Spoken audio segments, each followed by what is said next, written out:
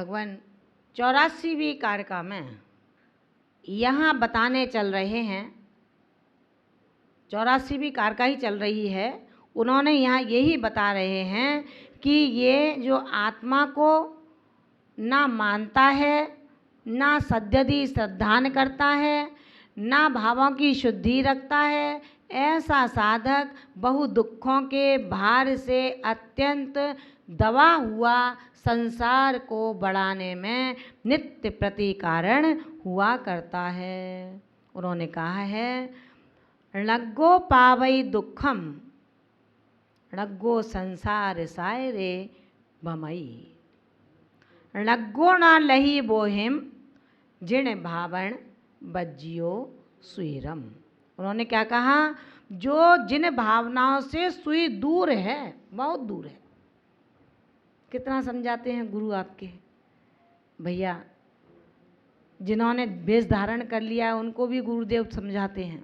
गलती होती है तो तेज आवाज़ में भी बता देते हैं, और जब नहीं मानता तो दंड रूप में प्रायश्चित आदि भी दे देते हैं।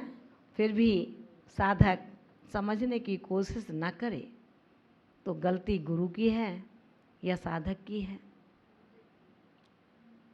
अपन पढ़ते हैं, रोज घंटों स्वाध्याय करते हैं करने वाले, लेकिन फिर भी ज्ञान की प्रज्ञा प्रखर ना हो पा रही है तो शास्त्रों का दोष है। मैं क्या करूं, शास्त्र में छोटे अक्षर हैं, कैसे याद करूं उनको, बताओ। क्या ये बहाना चल सकता है? कह देते ना छोटे छोटे बच्चे, आज नहीं जाऊंगा मैं स्कूल क्योंकि मेरी ड्रेस नहीं लाए आप, हैं? आज नहीं जाऊंगा स्कूल में क्योंकि आज जूतों पर पॉलिश नहीं किया आपने। ऐसे ही छोटे बच्चों की तरह अपन भी मचल जाते हैं, अपन भी बहक जाते हैं। लेकिन ध्यान रखना रे साधु, तू छोटा बच्चा नहीं है। तेरे अंदर तो केवल ज्ञान ज्योति प्रकट करने की वो असमान सामर्थ्य प्रकट हो चुकी है। अब तू ना करे, ये तेरी बात है। प्रचंड सहस्त्र किरणों से युक्त सूर्य ऊंचे क्षितिज पर चमक रहा है, दमक रहा है, और फिर भी रोने रो कि ये धूप मेरे यहाँ आती नहीं है। भैया आएगी तो जब अपने कमरे की खिड़की को खोलो तो तेरे यहाँ भी उस किरणों की रोशनी आ जाएगी।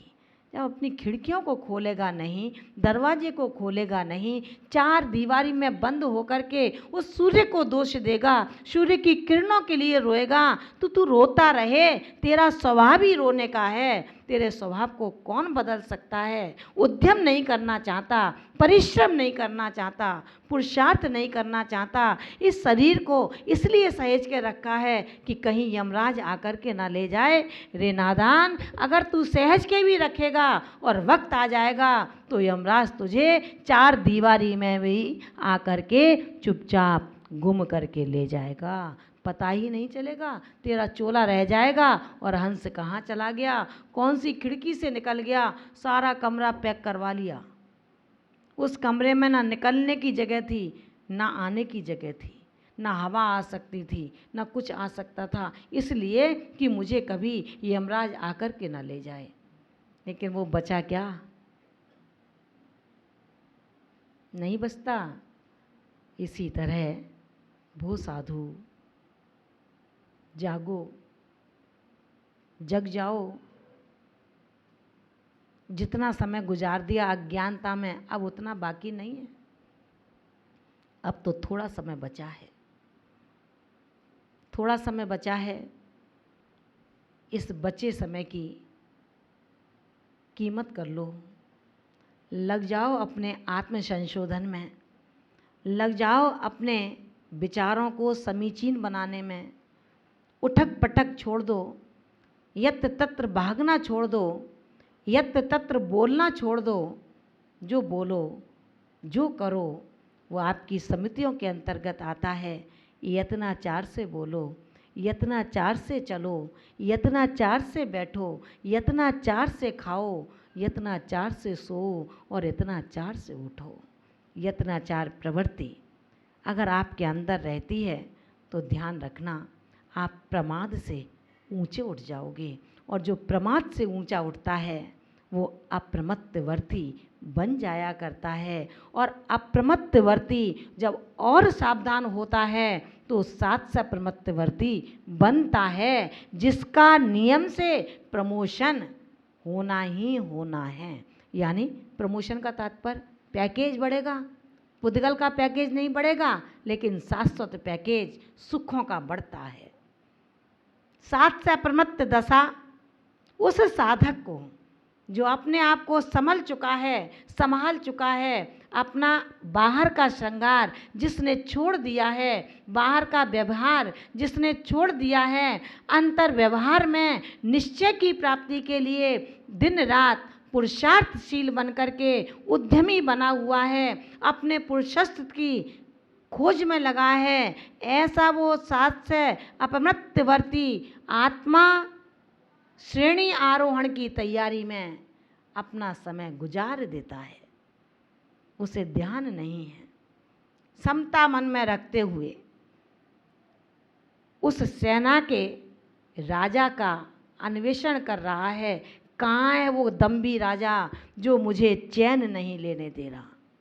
बार बार संसार में भ्रमण करा रहा है, कभी नरक बेचता है, कभी त्रियंच बनाता है, कभी देव के स्वर्गिक सुख दे देता है, तो कभी मनुष्य में मुझे दुख और सुख की मिश्रित अवस्था का आभास कराता है। कौन है ऐसा राजा दम्भशाली बलशाली? उसको कौन खोजेगा? जो खुद बलशाली होगा उसको वो साधु खोजता है, जो अप्रमत्त दशा को प्राप्त कर चुका है यत्नाचार प्रवृत्ति के अवलंबन से। अगर यत्नाचार प्रवृत्ति नहीं होगी तो प्रमाद अवस्था है। जहाँ पर यत्नाचार प्रवृत्ति नहीं है वहाँ तक प्रमाद अवस्था है, प्रमाद है। और जहाँ प्रमाद है वहाँ पर कर्मों की निर्जरा, जितने जितने अंशों में अप्रमाद है उतने उतने अंशों में निर्जरा है। जहाँ जहाँ प्रमाद है यानी कि ये निर्जरा संवेग पूर्वक नहीं है। जहाँ संवेग पूर्वक निर्जरा नहीं है वो निर्जरा कार्यकारी नहीं है। वो निर्जरा तो ऐसी है, एक आने का द्वार और एक निकलने का द्वार। आते जाओ जाते जाओ, आते जाओ जाते जाओ, भीड़ कम नहीं होगी। कर्मों की भीड़ को यदि कम करना है तो वो साधु अपने आप को समझने की कोशिश कर ले, अपने आप को जगाने की कोशिश कर ले, अपने आप को मिटाने की कोशिश कर ले। तेरा मैं जिस दिन मिट जाएगा उस दिन तुझे अपने स्वरूप की, अपने रूप की, अपने आत्मा की प्राप्ति हुए बिना नहीं रहेगी। और जब तक तेरा मैं नहीं मिटेगा तब तक तू कभी भी स्व के द्रव्य को पहचान नहीं सकता है। इसलिए हम सभी ये विचार कर लें कि मात्र वस्त्रादि का त्याग, बाह्य पदार्थों का त्याग श्रमण संज्ञा को प्राप्त करना नहीं है, श्रमणपना है, श्रमणाभास है। और उसके साथ जब हमें श्रमण बनना है, श्रमणी बनना है, साधक बनना है, साधिका बनना है तो भावों की शुद्धि बहुत आवश्यक है। और भावों की शुद्धि कब होती है? जब पर भावों का अंतरंग में अभाव हो जाता है। पर भाव जब मेरे अंदर नहीं रहेंगे तो मैं निश्चित रूप से अपनी साध्य की सिद्धि करने का उद्यम कर सकती हूँ। क्योंकि जब विद्या मिल जाती है, धन मिल जाता है, ज्ञान मिल जाता है तो समझना अग्नि के दो काम हैं, एक पकाती है एक पचाती है। अग्नि के दो कार्य हैं, एक पकाती है और एक पचाती है, और तीसरा जला भी देती है। पकाना बुरा नहीं है, पचाना बुरा नहीं है, लेकिन जलना और जलाना दोनों ही नाश करना है। जब तू खाना पकाएगा नहीं तो खाएगा क्या? और खा लेगा, पचाएगा नहीं तो स्वस्थ कैसे रहेगा? अग्नि वही है, एक जलाती है, एक पकाती है और एक पचाती है। इन तीनों रूपों में हम अपनी उस अग्नि का खोज करें जो ना जलाती है, ना पचाती है, ना पकाती है। वो अग्नि हमारा शोधन करके हमें शुद्ध अवस्था प्रदान कर देती है। ऐसी तप रूपी अग्नि में हम अपने आप का शोधन करें, कीटकालमाओं का दहन करें और उस दहन के बाद जो शुद्ध द्रव्य प्राप्त होगा, बस वो ही तो मेरे शुद्ध आत्मिक प्रदेश हैं। इन्हीं की खोज के लिए ही तो मैं लगा था, क्योंकि कहा गया है विद्या विवादाय धनम मदाय शक्ति परेशान परपीड़नाय खलस्य साधोर विपरीत में तत् ज्ञानाय दानाय च रक्षणाय। क्या कहा कि इस संसार में इस तरह के भी व्यक्ति हैं, विद्या को प्राप्त करके उसका लाभ लड़ने में लगाते हैं, संघर्ष में विवाद करते हैं। विद्या विवादाय, जो विद्वान बन गए, अब मैं दब के किससे रहूँगा, आओ, हाँ बुला लो, हम उनसे बात कर लेंगे।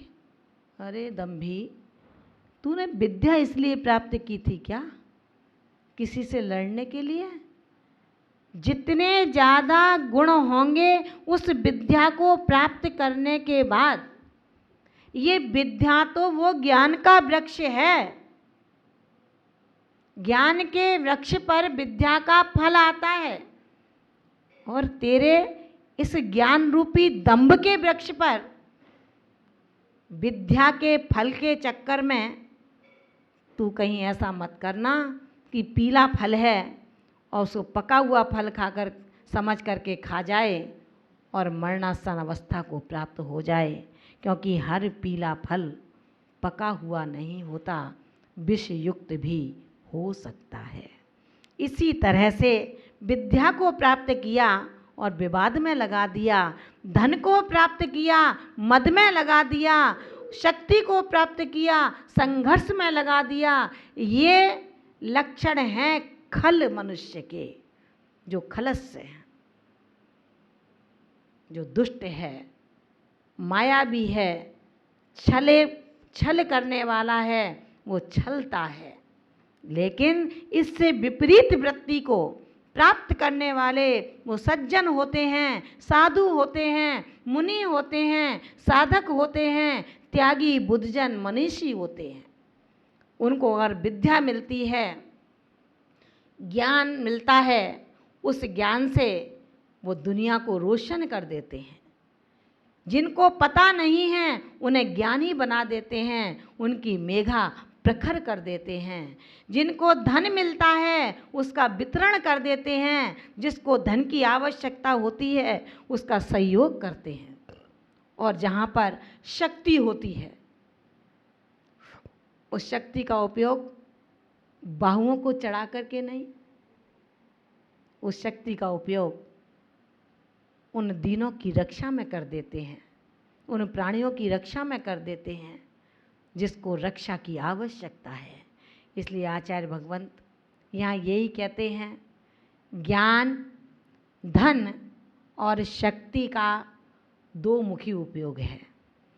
दुष्ट आत्मा, खल आत्मा, छली आत्मा उसका दुरुपयोग करता है, और जो आत्मा साधु है, सज्जन है, ऐसा आत्मा उसका सदुपयोग करता है। ज्ञान वही है, विद्या वही है, मंत्र वही हैं। मंत्र एक ऐसे हैं जो किसी के प्राणों का हरण करते हैं, एक मंत्र ऐसे हैं जो हरण प्राण हो रहे हैं उसको बचा लेते हैं। विद्या वही है, शक्ति वही है, धन वही है। वो धन जो हम दे रहे हैं कि ले बेटा जो करना है सो कर लेना, वो मधुशाला में जाता है, और शराब की बोतल पीता है। एक धन हमने दिया कि वो मंदिर की वेदी के लिए दान बोल देता है। पाषाण पाषाण में भेद नहीं है, लेकिन पाषाण पाषाण में उपयोग की दृष्टि का भेद है। एक पाषाण जो आर्थिक किसी की निषद का स्थल पर उनकी समाधि के लिए काम आ रहा है, और एक पाषाण से प्रतिमा बनाई जा रही है। लकड़ी चंदन की वही है, जिस चंदन की लकड़ी से माथे पर तिलक किया जा रहा है, और वही चंदन की लकड़ी किसी अर्थी के जलाने में काम आ रही है। उस चंदन की लकड़ी का इतना ही पुण्य था कि वो अर्थी में जलाने में काम आई, उसका पुण्य कुछ ज़्यादा था जो किसी के माथे पर लगाने में काम आई। तो ध्यान रखना, धन, ज्ञान, शक्ति सबकी वही है। एक शक्ति का सदुपयोग करता है, एक शक्ति को सदुपयोग करके शक्ति बढ़ाता है, एक शक्ति का दुरुपयोग करके शक्ति को घटाता है। आचार्य भगवान ने बहुत स्पष्ट कहा है, खाने से शक्ति नहीं बढ़ेगी। यद देहस्थ पकाराय तद देहस्थ तद जीवस्थ पकारकम। जो देह का अपकार करता है वो अपने जीव का अपकार करता है, और जो जीव का उपकार करता है वो देह का अपकार करता है। तुम इस शरीर को सजाने में लगोगे, इस शरीर को चमकाने में लगोगे, इस शरीर को शक्तिशाली बनाने में लगोगे, तो दोनों मुख से जाओगे, अंतर की शक्ति भी खत्म करोगे, और अधय कर्म से जो पुण्य का एकत्रित किया है उसका भी नाश कर दोगे। इसलिए हे ज्ञानी आत्मा, हे साधी आत्मा, ध्यान रखना, जो तुम खुश होकर के भोजन करोगे, दाता जो देता है वो भ्रामरी वृत्ति से, अक्षमक्षण वृत्ति से, गोचरी वृत्ति से, बड़ी सहजता से उन फूलों के पराग को चूस लेता है, और फूलों को पीड़ा का एहसास भी नहीं होने देता। उस गाय की तरह जो चाहे रानी की सेठ की सेठानी चारा डाल रही हो, चाहे राजा की रानी चारा डाल रही हो, और चाहे एक निर्धन की व्यक्ति चारा डाल रहा हो, उस गाय को कुछ लेना देना नहीं है। जो डाला है नीची दृष्टि करके उसको ग्रहण कर लिया है। ऐसी होती है हम साधुओं की वृत्ति। जो मिले उसे खुश होके खाओ। वो खुशी आपकी एक दिन रिद्धियों में परिवर्तित होगी। रूखा भोजन सरस लगेगा, नीरस भोजन रसयुक्त लगेगा। ये सामर्थ्य हमें पैदा करना है समता के माध्यम से, विषमता को हटाने के माध्यम से।